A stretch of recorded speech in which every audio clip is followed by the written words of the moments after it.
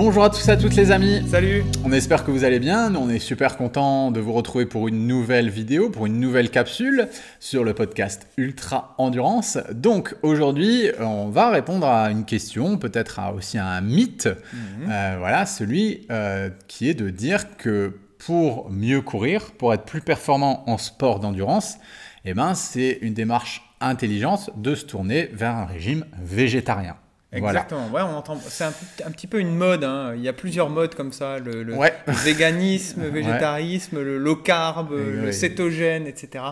Donc là, aujourd'hui, on va répondre un petit peu sur tout ce qui est végétarisme et on va vous partager surtout notre expérience parce qu'on est passé par là, on est passé par le véganisme carrément, Aussi, ouais, bien sûr. le crudivorisme on même. a testé, effectivement. Donc ça nous permet d'avoir un retour d'expérience pertinent par rapport à ça. Au-delà du côté théorie. Voilà. Exactement. Donc, on va peut-être commencer par ça. On a essayé tous les deux de manière quasiment en même temps et puis durant la même durée pour se rendre compte au final qu'il y avait des facteurs limitants à cette approche. Nous, on l'a fait avant tout pour notre santé. Moins pour des raisons éthiques. C'était vraiment, nous, on voulait être absolument en bonne santé. On avait lu des études qui disaient que en supprimant les protéines animales, on allait être en meilleure santé, ce qui est vrai. Sur les premiers mois, les premières semaines, premiers mois, on a vraiment eu des effets qui étaient incroyables. Mais avec le temps, on s'est rendu compte qu'on commençait à avoir une baisse de nos performances. Moins bonne récupération. Moins bonne récupération, une fonte musculaire. Et du coup, on s'est dit, on va essayer d'en réinsérer progressivement, donc des œufs, du poisson surtout. Et puis, on a trouvé notre équilibre comme ça. Et puis, c'est vrai que nos performances se sont améliorées, on va dire, sont revenues. Et puis, tout ce qui est masse musculaire et tout, on a mieux senti. Donc voilà, on en est revenu, on va dire, par rapport à ça. En fait, je pense qu'à l'époque aussi, tu vois, je reprends typiquement notre exemple, on était des énormes viandards. Exactement. Et on est passé un petit peu du tout d'un extrême à l'autre. D'un extrême à l'autre. C'est-à-dire que du jour au lendemain, on a acheté un extracteur de jus, on a commencé à faire des jus de légumes, on s'est dit c'est génial, ça nous apporte une énergie incroyable, etc. Ce qui était vrai. Ce qui était vrai parce qu'on apportait zéro vitamines et minéraux de la part des fruits et légumes auparavant. Donc le fait de réduire la portion de protéines animales, de rajouter des fruits et légumes, mais ça a été incroyable. Moi, ça a changé notre vie. Voilà, je sentais vraiment que ça me nourrissait au plus profond de moi. Donc, globalement, par rapport à ça. Et je pense qu'il y a eu ce phénomène-là. Maintenant, on est peut-être allé trop loin dans la démarche, trop longtemps. Et effectivement, ce que tu dis, c'est qu'à un moment donné, moi, j'ai ressenti le besoin, tu as ressenti le besoin de revenir plus à un état d'équilibre et de réintégrer ces protéines animales, notamment via le poisson et les œufs. Moi, je suis resté longtemps juste avec du poisson et des œufs. Et on va dire, ça fait maintenant 1 an et demi, 2 ans que j'ai réintégré de la viande blanche et quelques fois de la viande rouge, voilà, pas fréquemment. Ouais, je suis pareil que toi. Mais c'est plutôt rare sur la viande rouge. Mais globalement, j'avais besoin de retrouver cet équilibre par rapport aux apports en protéines.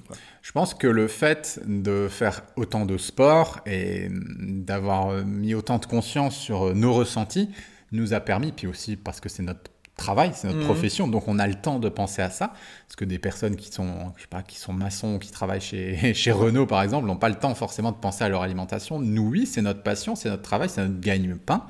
Donc on a pu identifier et déceler des facteurs limitants dans notre corps et avoir un très bon ressenti, très affûté. Et donc c'est vrai qu'on s'est rendu compte qu'en étant végétalien, donc voilà, vegan et végétalien, donc zéro protéine animale, source de protéines animales, ça ne nourrissait pas et puis ça nuisait à notre santé, quoi. Et typiquement, il y avait certaines phases où on avait besoin de compenser avec certains aliments. Parce qu'au-delà du fait que, oui, on a enlevé les protéines animales à une époque, mais on a enlevé aussi pas mal de tout ce qui était apport en acides gras. Exactement. Voilà. Donc le problème qu'il y a, c'est que ça s'est fait comme ça et on avait besoin après de surcompenser avec d'autres aliments qui étaient riches en calories, riches en nutriments. Et riches en graisse, par exemple, typiquement, tout ce qui est oléagineux, tout ce qui est graines, des choses comme ça, amandes, noix. C'est vrai qu'on pouvait même presque tomber dans des troubles du comportement alimentaire ou des compulsions, des crises par rapport à ces aliments parce que notre corps nous réclamait par tous les pores j'ai besoin de calories, j'ai besoin de ci, j'ai besoin de ça. Donc ça, c'est aussi des petits facteurs d'alerte, des petits facteurs d'alarme qui peuvent, vous auditeurs, vous alerter à vous dire est-ce que mon alimentation est vraiment équilibrée? Pas forcément en parlant que de protéines animales. Ouais. Alors après, ce que tu dis, c'est intéressant aussi, mais les protéines animales sont complètes, alors que les protéines végétales, moins. En fait, pour revenir à qu'est-ce qu'une protéine, c'est un assemblage d'acides aminés. Et il y a dans cette chaîne d'acides aminés, il y a des acides aminés qui sont dits essentiels. Le problème qu'il y a, c'est que dans les protéines végétales, comme tu l'as dit, c'est incomplet. Donc, il faut parfois faire des associations. Des combinaisons. Par exemple, ça peut être typiquement un plat végétarien, riz, lentilles, etc. Là, on retrouve une quantité d'acides aminés qui est suffisante. Mais après, ça fait aussi une dose de glucides qui est beaucoup plus importante, etc. Donc, et on va pas balayer de façon large aussi les apports qu'on va avoir en acides aminés. Le but, c'est ça. C'est une fois on apporte des œufs, une fois on apporte du poisson, une fois on apporte de la viande. Chaque aliment va nous apporter des acides aminés différents. Ouais. Donc, en fait, plutôt que de les mettre en concurrence, protéines animales et protéines végétales, je les verrais plutôt en complémentarité. Exact. Voilà, c'est ça le but aujourd'hui, quoi. Ouais, d'avoir un apport, on va dire, large dans tous ces apports en acides aminés. Exactement. Et le fait de se tourner juste sur un plan pratico-pratique au final, sur de la protéine végétale, c'est vrai que c'est très limitant. Exactement. Voilà. Exactement. Parler d'un plan vraiment que scientifique, sans parler d'éthique ou quoi que ce soit, on parle vraiment que de santé.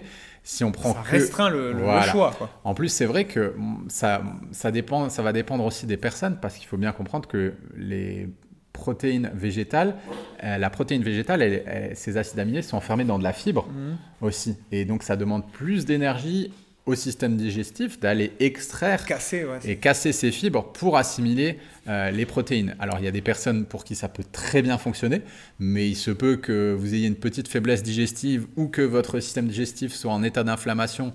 On parle beaucoup de ces cas-là chez les sportifs d'endurance. Notre système digestif, il est quand même mis à rude épreuve.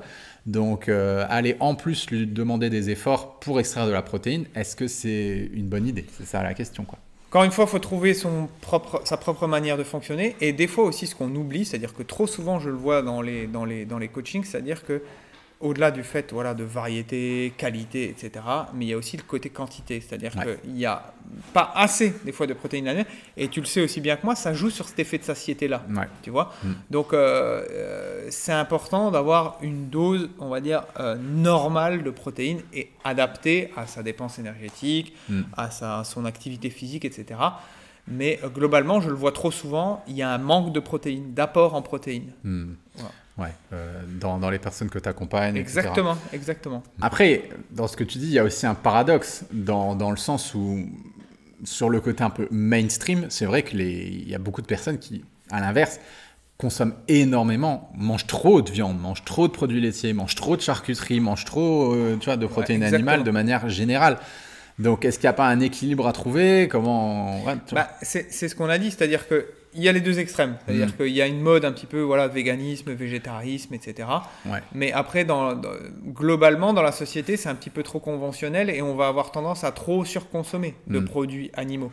Et ça, aujourd'hui, on est revenu, comme on le dit, plus à un équilibre. Mais majoritairement, moi, mon alimentation, elle est quand même très végétalisée. Ouais. Voilà. Donc, le but, c'est pas de supprimer les produits animaux, c'est d'en consommer moins, mais mieux aussi, en meilleure qualité. Et puis justement, dans toute cette démarche aussi écologique et éthique, il y a ce côté, je consomme de la protéine animale, mais je ne vais pas faire de la gourmandise, comme avec la charcuterie. Je vais en fait consommer uniquement ce dont mon corps a besoin. Voilà, ça peut être une philosophie pour œuvrer dans la vie, pour me sentir bien, pour que je sois en bonne santé. Donc voilà, je connais mes apports, je sais ce qui est bon, je sais écouter mon corps, donc je sais quand j'en donne trop, je sais quand j'en donne pas assez, et je reste par rapport à ces facteurs. Et au final, je suis sur cette terre, donc je consomme ce dont j'ai besoin et j'essaie d'avoir un minimum d'impact, mais il faut quand même que j'assure mes arrières et que je sois en bonne santé. Donc trouver que chacun trouve ce fameux équilibre-là pour ne pas tomber non plus dans la gloutonnerie ou la gourmandise. Ouais, exactement. Mais là, on en revient au côté qualité, c'est-à-dire que si vous achetez des produits de qualité, donc automatiquement, ils vont peut-être être un petit peu plus chers, donc vous allez moins en consommer aussi. C'est pas faux. Effectivement, vous allez dans un supermarché, il y a une viande premier prix, et puis il y a une viande... Voilà.